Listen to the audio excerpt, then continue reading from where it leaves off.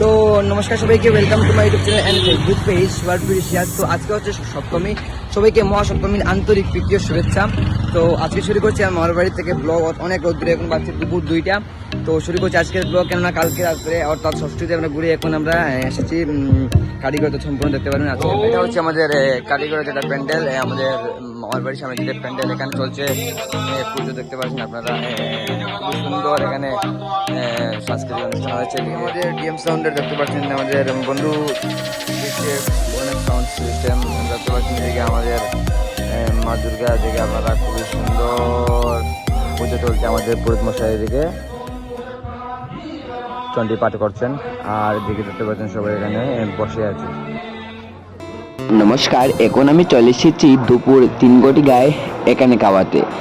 আরে বাবা, এত জাম ছিল, আমরা পুজোতে দেখে ষষ্ঠীতে রাত্রে আসতে আসতে প্রায় সকালে হয়ে গেছে। তো ঘুম থেকে উঠতে করে বেজে গেছে 1টা, সপ্তমী চলেই গেছে এখানে। তো ঘুম থেকে উঠে স্নান করে চলে আসলাম আমার বাড়ি প্যান্ডেলে। এদিকে দেখতে পাচ্ছেন আমি খাওয়াতে বসে গেলাম আমার বন্ধুর সঙ্গে। তো এখন আমরা খেয়ে দিয়ে সবাই মিলে যাব একটু ঘুরতে। তো বন্ধুর বাইক নিয়ে একটু রাইড করে নিলাম। তো অনেকদিন পর বন্ধুর বাইকটা চালাচ্ছি। বন্ধুর বাইকটার নাম হচ্ছে নেভি। এত বাম্পার বাইক, কি বলবো, এত ভালো স্পিড। তো বন্ধুকে বললাম চল একটু ঘুরে আসি। তো বন্ধুকে নিয়ে আমার রোহিত বন্ধু, তো ওকে নিয়ে চলে গেলাম আমাদের ওখানে গাজী কালীবাড়ি বলে একটা টিল্লা কালীবাড়ি রয়েছে। তো সেখানে চলে গেলাম। এত উঁচা ছিল, আমার বাইকটা চালাতে অনেক কষ্ট হচ্ছিল। তো অনেক কষ্ট করে উপরে উঠছি।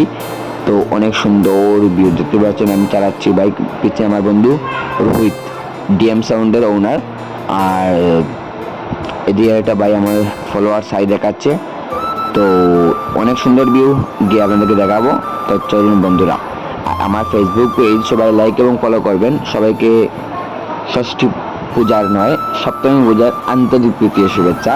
কথাবার্তা অনেক বলতে হতে পারে, তো আপনারা ম্যানেজ করে নেবেন, কেননা আপনারা তো আমারই না পরিবার, তার জন্য আপনারা ম্যানেজ করে নেবেন, ঠিক আছে?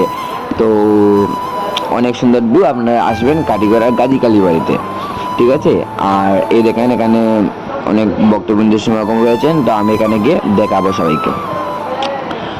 তো এখানে চলে গেলাম, চলে গিয়ে দেখতে পাচ্ছেন বাইকে বসে একটু ফটো উঠছি। আর দেখুন অনেক সুন্দর ভিউ, আমি একটু আপনাদেরকে ক্লিপ দেখার চেষ্টা করলাম। এদিকে শিব মন্দির, ঠিক আছে, আর অনেক সুন্দর প্লেস ফটো ওঠার জন্য। আর দেখেন এদিকে মা দুর্গার প্রতিমা এখানে আছেন। তো ওনাকে একবার দেখিয়ে দিচ্ছি, মা দুর্গাকে সবাই প্রণাম করাবেন ভিডিওর মাধ্যমে। তো দেখুন আপনারা। তো এখানে হচ্ছে কাটিগড় আরেকটা প্যান্ডেল, সেখানে বাম্বা সাউন্ড সিস্টেম চলছে টেস্টিং, দেখতেই পাচ্ছেন এদিকে সাউন্ড সিস্টেম চলছে। তো আমরা এখন চলে আসলাম বদরপুরে, কারণ আমরা তো শ্রীভূমিতে শিলচরে দেখি সব সময়। তো বদরপুরে আর পুজো দেখা হয় না, তার জন্য আমরা বদরপুরে চলে আসলাম। এখানে দেখতে পাচ্ছেন বদরপুরি কলোনি প্যান্ডেলগুলো। এদিকে একটা প্যান্ডেলে ঢুকলাম, অনেক সুন্দর ডেকোরেশন, তার সঙ্গে মা দুর্গার প্রতিমা খুবই সুন্দর।